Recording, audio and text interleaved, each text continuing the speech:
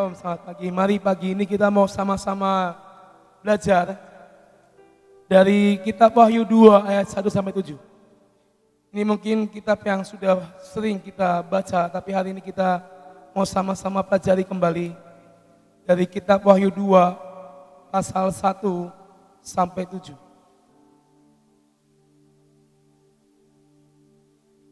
Perikopnya dikatakan kepada jemaat di Efesus. Tuliskanlah kepada malaikat jemaat di Efesus.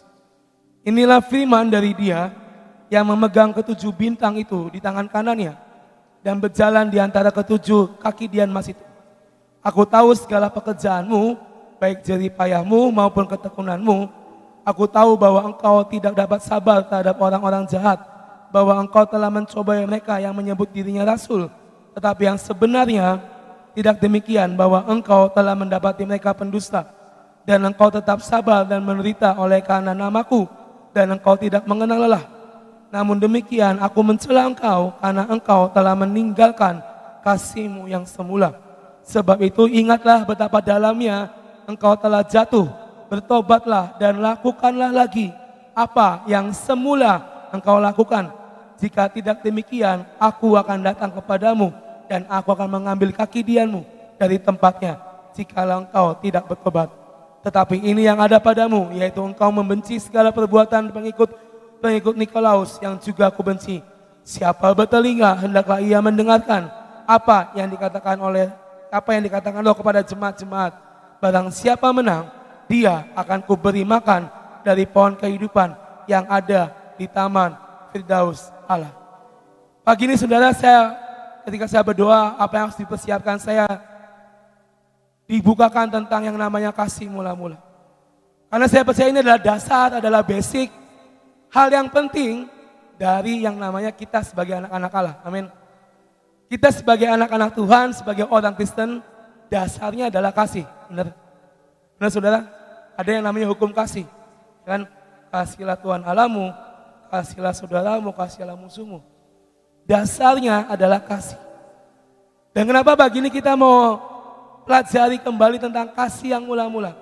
Tuhan menegur jemaat di Efesus. Tuhan menegur kepada semua orang-orang di tempat ini. Karena mereka telah kehilangan kasih yang semula. Tadi yang dikatakan di ayat tempat, mereka telah kehilangan kasih yang semula. Dan hari-hari ini Bapak Ibu Saudara, kasih yang semula, kasih yang mula-mula, ini adalah dasar yang kuat untuk kita menjadi garam dan terang dunia. Kita beberapa hari lalu diperlengkapi tentang garam dan bagaimana menjadi garam dan terang dunia. Tapi di balik itu ada satu dasar, ada satu hal dasar yang terutama, yaitu apa? Kasih yang mula-mula. Mungkin kita nggak sadar Bapak Ibu Saudara, sudah berapa tahun kita ikut Tuhan, sudah berapa tahun kita menerima Tuhan sebagai juru selamat. Tapi apakah dalam perjalanan iman kita, dalam perjalanan rohani kita bersama dengan Tuhan kita sampai pagi hari ini, apakah kita tetap bisa memelihara kasih mula-mula itu dalam hidup setiap kita? Sering saya jumpai di anak-anak muda. Banyak orang, banyak anak-anak yang di awal itu sangat semangat ketika mereka menerima Tuhan, ketika mereka bertobat dan mereka menerima kasih yang mula-mula. Sangat semangat. Sangat luar biasa, sangat powerful.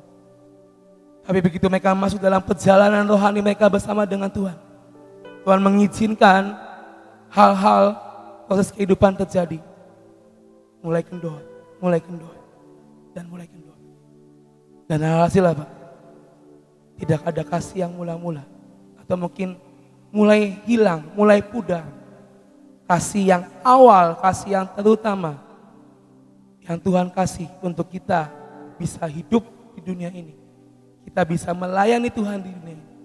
Kita bisa mengerjakan lawatan di dunia ini. Kasih itu adalah hal yang dasar yang perlu kita punya hari-hari. Jemaat di Efesus ditegur Tuhan dengan sangat keras.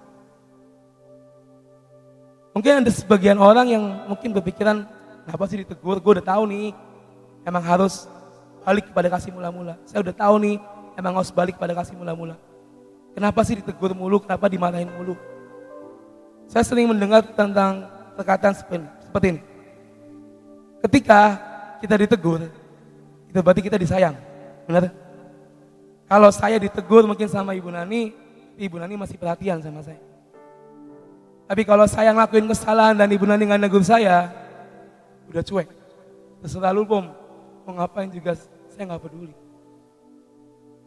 Dan hari-hari ini, kalau mungkin kita ditegur oleh pemimpin, kita ditegur oleh Tuhan sekalipun, saudara, itu bukti bahwa Tuhan itu masih care, masih sayang sama kita. Dan teguran akan membawa kita kepada kebaikan. Kita nggak mungkin jadi orang bebal ketika ditegur, dikasih tahu, tetap nggak berubah. Tapi yang namanya ditegur, dikasih tahu, pasti akan mengalami perubahan. Pasti akan berubah hidupnya. Tinggal bagaimana kita memilih, bagaimana kita meresponi. Kita mau ditegur dalam artian bahwa kita masih diperhatikan, atau kita memasang tembok yang sangat kokoh, jangan tegur saya. Maka bahaya ada di depan kita, yang artinya kita sudah tidak dipedulikan lagi. Dan hari ini, apakah kita mau ditegur untuk kita balik kepada kasih yang mula-mula?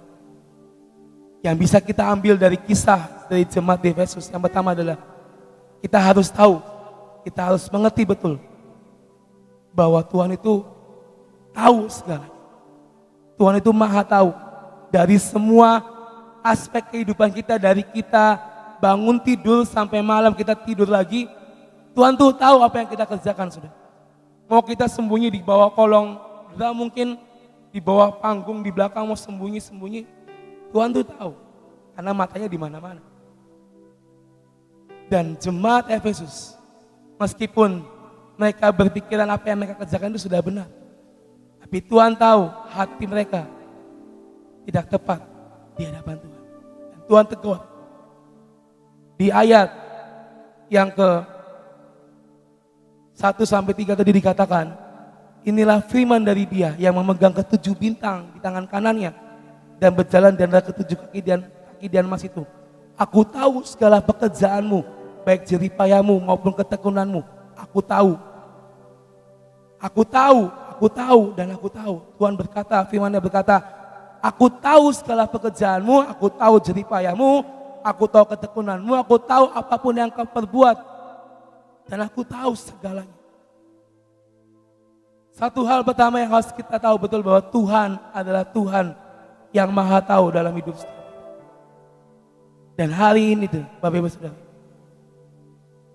Tuhan mau kita kembali kepada kasih itu. Tadi saya katakan kasih adalah hal dasar, hal basic yang harus kita punya untuk kita bisa menjadi garam dunia, terang dunia, kepanjangan tangan Tuhan sebagai pembawa lawatan. Tanpa ada kasih di hati kita, niscaya kita akan melakukan semuanya dengan segenap hati kita. Kita ngelakuin, tapi mungkin ada gemerungsung di hati kita. Kita ngelakuin, tapi mungkin ada ketidaksabaran di hati kita. Dan Tuhan tahu itu. Tetapi kalau hidup kita dipenuhi dan kembali lagi pada kasih yang mula, saya percaya Bapak Saudara, kita akan melakukan segalanya dengan hati yang tulus ikhlas, melakukan semua perintah, semua tugas dengan tanggung jawab yang penuh di hadapan Tuhan. Untuk menjadi orang yang bertanggung jawab itu nggak gampang, saudara. Menjadi orang yang dipercaya, bertanggung jawab, punya integritas, itu nggak mudah. Tetapi kalau hati kita, hidup kita dipenuhi dengan kasih Tuhan, kasih yang mula-mula, saya percaya tanpa disuruh pun, tanpa diperintah pun, kita akan melakukan dengan cepat, dengan tepat. Dan pagi ini, maukah kita ada di posisi itu. Kita tahu kita punya Tuhan yang Maha Tahu. Maka terimalah akan teguran itu. Lalu ada lagi hal di mana Tuhan mau kita kembali. Di ayat yang ke-4 dan 5, Wahyu 2, 4 dan 5. Namun demikian aku mencela engkau karena engkau telah meninggalkan kasihmu yang semula. Sebab itu ingatlah betapa dalam yang kau jatuh, bertobatlah dan lakukanlah lagi apa yang semula engkau lakukan. Jika tidak demikian, aku akan datang kepadamu dan aku akan mengambil kaki-dianmu dari tempatnya jikalau engkau tidak bertobat. Setiap orang punya urusan masing-masing dengan Tuhan. Setiap kita punya hal-hal pribadi yang langsung berurusan dengan Tuhan.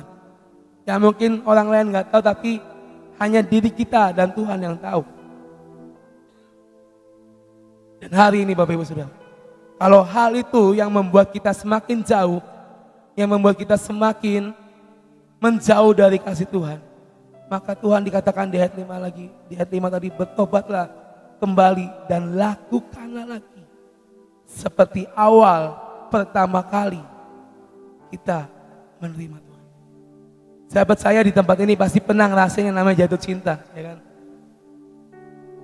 Pasti ketika kita mau pacaran untuk pertama kalinya, pasti akan ngelakuin hal yang baik untuk memprepare yang terbaik supaya kelihatan oke di depan laki-laki atau perempuan yang kita suka. Kita bisa ngelakuin itu untuk manusia. Tapi apakah kita bisa ngelakuin ini untuk Bapa kita, yaitu Tuhan? Beberapa hari lalu saya ngobrol dengan salah satu youth pastor di kota ini. Dia bilang, anak-anak muda ini kalau mau pacaran, itu dandan lah, kasih kado lah, pakai parfum yang mahal lah. Pokoknya dari ujung kepala sampai ujung kaki itu yang terbaik untuk menemuin pacarnya. Tapi di saat mereka melayani, di saat mereka akan menghadap tata kasih Tuhan, apakah mereka bisa ngelakuin itu? Sering mereka jumpai bahwa tidak semua bisa melakukan seperti itu. Dan itu yang bahaya. Itu yang namanya sudah memudar kasih Tuhan dalam hidup kita. Kasih yang mula-mula dalam hidup kita. Untuk memuaskan manusia, kita bisa ngelakuin yang terbaik. Tapi untuk Tuhan, apakah kita bisa melakukan itu? Balik lagi, saudara. Kita buka dari Matius 22, saudara. Ini yang menjadi dasar, yang menjadi nats yang penting untuk kita. Matius 22 ayat 36 sampai 38. Dikatakan, guru, hukum manakah yang terutama dalam hukum Taurat? Jawab Yesus kepadanya, kasihilah Tuhan Allahmu dengan segenap hatimu dan dengan segenap jiwamu dan dengan segenap akal budimu. Itulah hukum yang terutama dan yang pertama. Ini adalah kasih yang pertama, kasih yang mula-mula. Yaitu apa?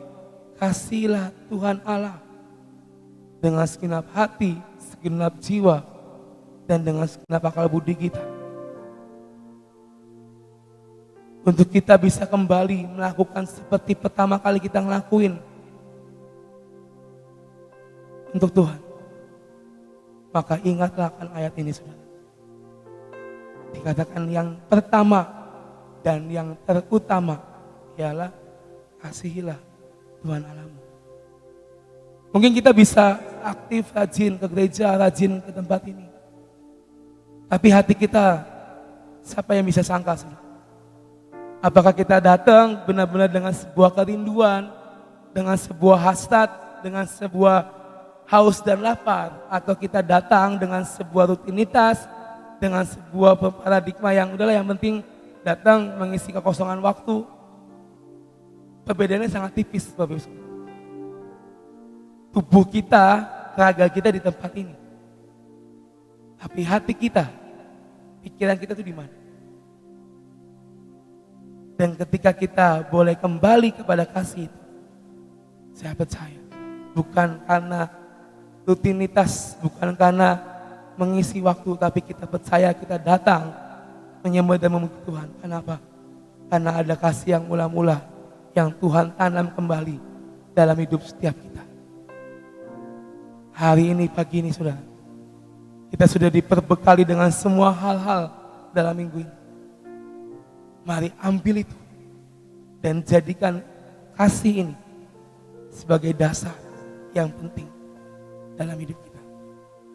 Karena endingnya adalah hal kerajaan sorga akan jadi milik kita.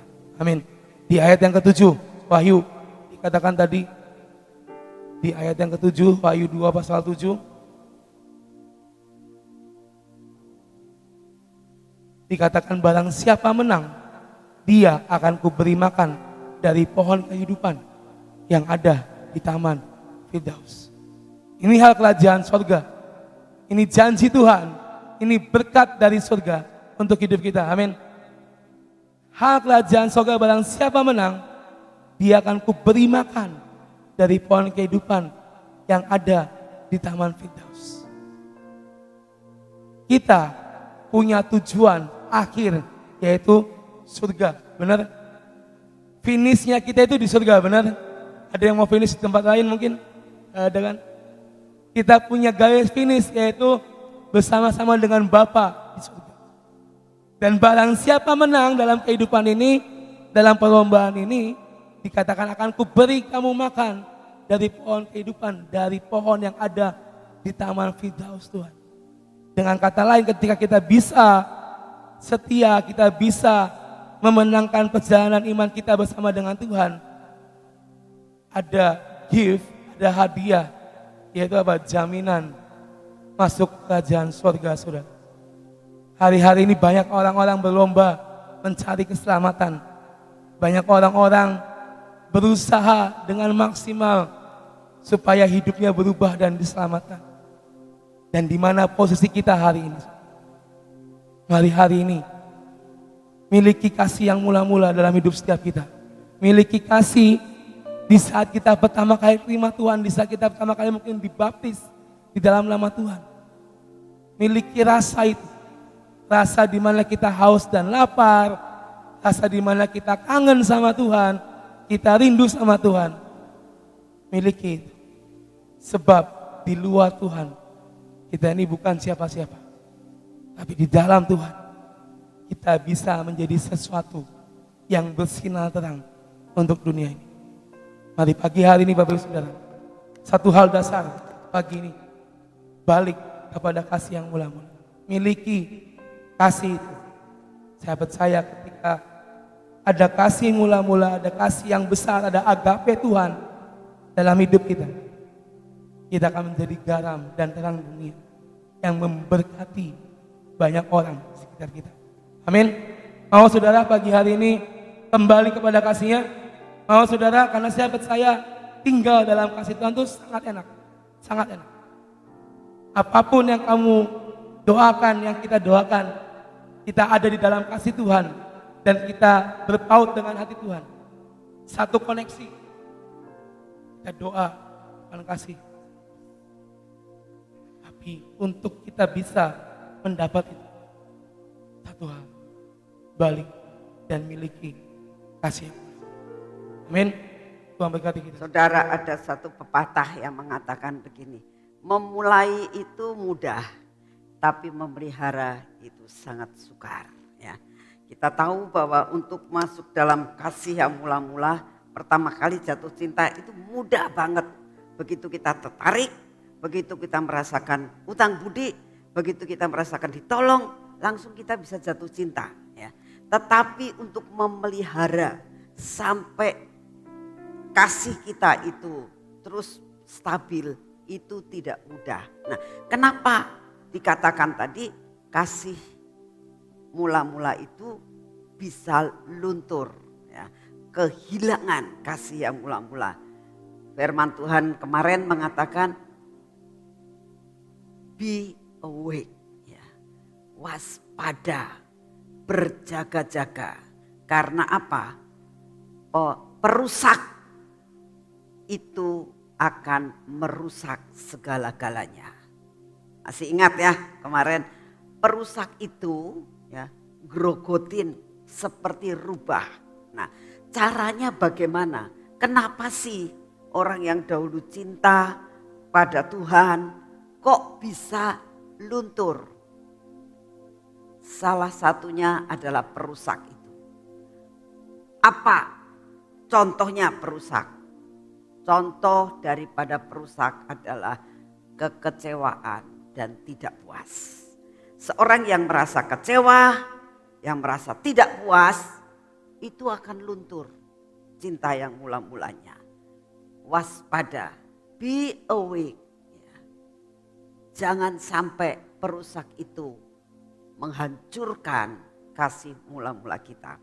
Contoh yang jelas kita melihat yaitu cerita tentang anak yang hilang. Dia sebenarnya sudah enak hidup sama orang tuanya, ya. Apapun dia bisa menikmati, tidak puas. Rasanya kurang aja orang tuanya itu memeliharakan dia. Nah, kita seringkali juga seperti itu. Tuhan, kenapa sih kok begini? Kenapa sih kok begini? Karena apa? Karena apa saudara? Apa yang kita pengenin Tuhannya gak cocok. Dan Tuhan mengatakan, enggak nak, ini enggak. Nah rasanya, aduh apa yang saya pengenin kok gak bisa jadi, kecewa. Begitu juga anak yang terhilang ini. Anak bungsu ini. Dia gak puas dengan papahnya. Dia sebenarnya sudah punya segala-galanya tapi tidak puas. Ninggalin papahnya. Apa papahnya? Tidak boleh? Oh silakan. Kamu tidak puas dengan saya? Silakan. Biar pengalaman. Biar nabrak-nabrak. Ya. Kadang-kadang seorang orang tua membiarkan anaknya. Dikasih tahu ini gak nurut. Biarin aja. Gudubrak jatuh. Ya. Baru sadar. Biasanya kita itu suka begitu. Ya. Tapi hari ini diingatkan, ingat seperti anak bungsu ini. Sudah ngalami nabrak sini, nabrak sana, nabrak sini, nabrak sana. Nyadar, wah ternyata sama bapakku kalau jauh lebih enak daripada aku saat ini. Jadi akhirnya dia kembali. Saudara, kembali kepada kasih yang mula-mula. Jangan sampai kita itu nabrak-nabrak, ya. Baru sadar. Sadar boleh kalau Tuhannya belum jemput saudara dan saya. Kalau sudah jemput mau kemana? Masuk neraka lah. Tidak bisa balik. Ya. Be awake. Hati-hati, berjaga-jaga karena perusak itu selalu ada di ambang pintu. Mari kita berdoa. Bapak terima kasih buat selama 1 jam ini kami boleh menyembah Engkau, kami boleh memuji dan mengisi cawan doa kami. Kami bersyukur Tuhan untuk firman-Mu yang mengingatkan kepada kami bahwa betapa rapuhnya hidup kami.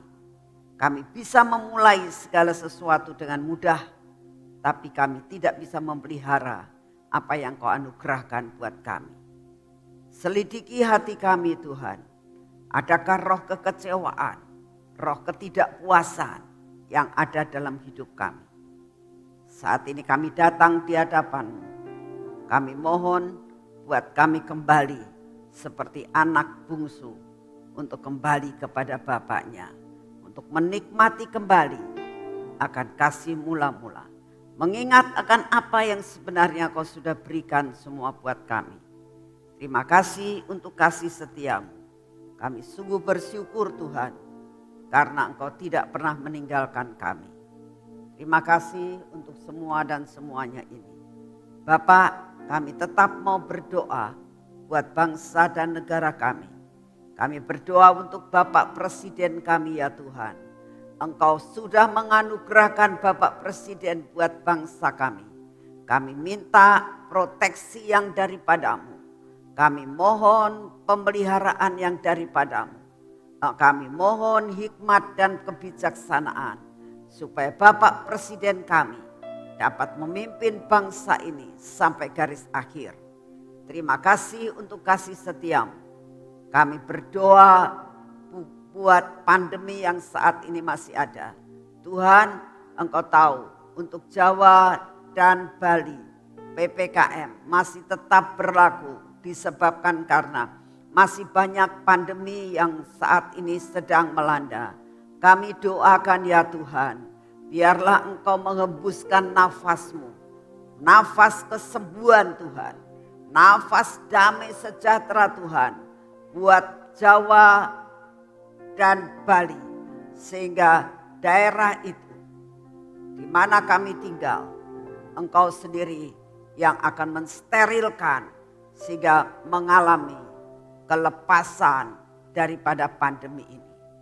Bapak, saat ini kami datang di hadapan-Mu, kami minta anugerah-Mu turun. Engkau pulihkan keadaan perekonomian bangsa kami. Engkau berikan Tuhan kembali pulih semua keadaan di bangsa kami. Sehingga semua berjalan dengan baik. Pariwisata mulai berjalan dengan baik. Transportasi berjalan dengan baik. Perdagangan berjalan dengan baik. Semua berjalan dengan baik Tuhan. Kami percaya ini akan terjadi dalam hidup bangsa kami.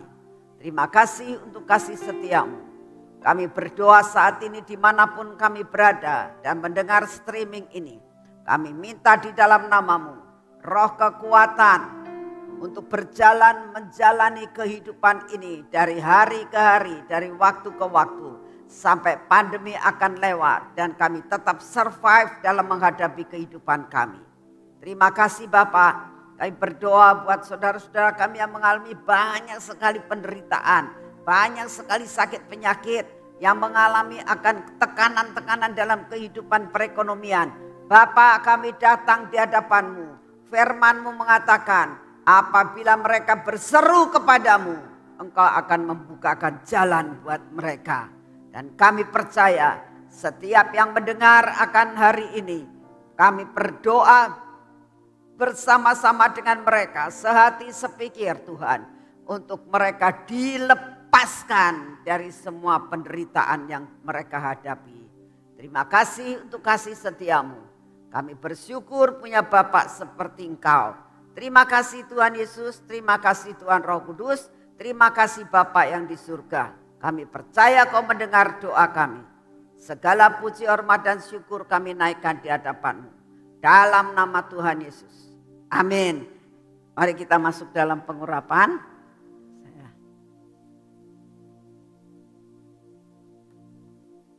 Ya.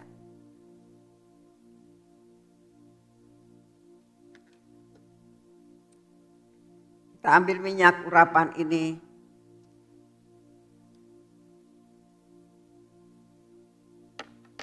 Di dalam nama Tuhan Yesus, kami mengurapi tubuh, jiwa dan roh kami dengan minyak urapan ini. Dalam nama Tuhan Yesus, biarlah pada hari ini ya Tuhan, mata kami, telinga kami diolesi dengan minyak, bibir mulut kami diolesi dengan minyak, sehingga sepanca indera kami berjalan bersama dengan Engkau Tuhan. Apa yang Engkau mau kami lihat, apa yang mau kami dengar, apa yang mau kami katakan, biar senada semua dengan Engkau. Biarlah hati kami ini Kau pegang Tuhan, sehingga hati kami tetap melekat kepadamu. Tangan kami ini yang akan kami pakai untuk bekerja hari ini, biarlah semua yang kami kerjakan bersama dengan Engkau, kami dapat menyelesaikan semua pekerjaan kami. Dan semua berkat yang Kau siapkan buat kami, kami terima dengan utuh Tuhan. Di dalam nama Tuhan Yesus. Biar kaki kami Tuhan berjalan dalam jalan yang Kau sudah tentukan. Sampai kami hari ini Sampai malam nanti semua pekerjaan kami selesai. Kami dapat beristirahat dan kami merasakan penyertaan-Mu sempurna atas hidup kami. Terima kasih Bapak, kami menyerahkan ini dalam nama Tuhan Yesus Kristus. Amin. Selamat pagi, Tuhan memberkati saudara semuanya.